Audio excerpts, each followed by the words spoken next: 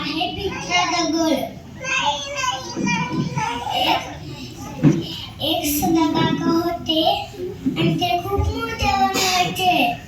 एकदा त्यांना एक गावातली लोक आली आणि ते सदाकाकाला म्हणले की काय काय सदाकाका काय चाललंय. आणि मग सदाकाका म्हणले की मस्त चाललंय. असं म्हणल्यानंतर त्या गावातल्या लोकांनी आपल्या गावात एक मंदिर बांधलंय. एक चांगली मूर्ती बनवा ना गणपतीची. असं म्हणल्यानंतर ते सदाकाका लवकर बनवायला लागले आणि तो दगड घ्यायच्या आधीच तो दगड बोलला की सदाकाका मला मारू नका.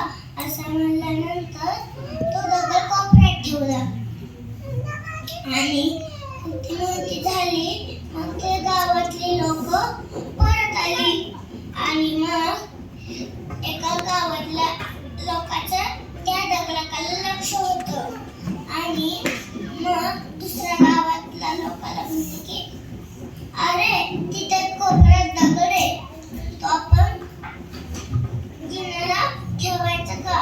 असं म्हणल्यानंतर हा तुझं बरोबर आहे.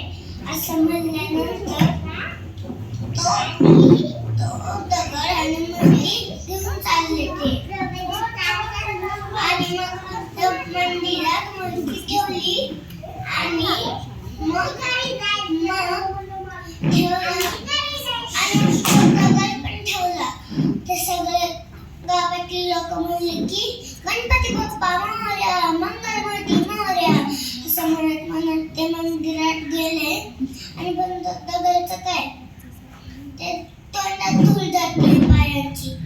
असं असं म्हणल्यानंतर गणपती म्हणले की अरे तो दगड एवढा दुःखी का आहे, तू बघतोच आहे ना. सगळे लोक माझ्यावर पाडून जात आहे आणि मला धूळ मिळते. लाडू देता, प्रसाद देता, मोदक देता, फुलं वाहता. असं म्हणल्यानंतर तो गणपती म्हणला की अरे मी पण दगड होतो आणि तू पण दगड होता आणि फक्त म्हणलं आता मी गणपतीची मूर्ती झालोय. नंतर तो म्हणला की त्याला त्याची चूक कळली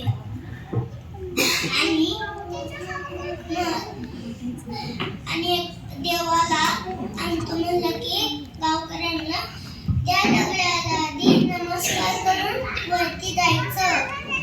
असं म्हणलं आणि मग तो असं म्हणला जय श्रीराम जय श्रीराम असं म्हणला. नंतर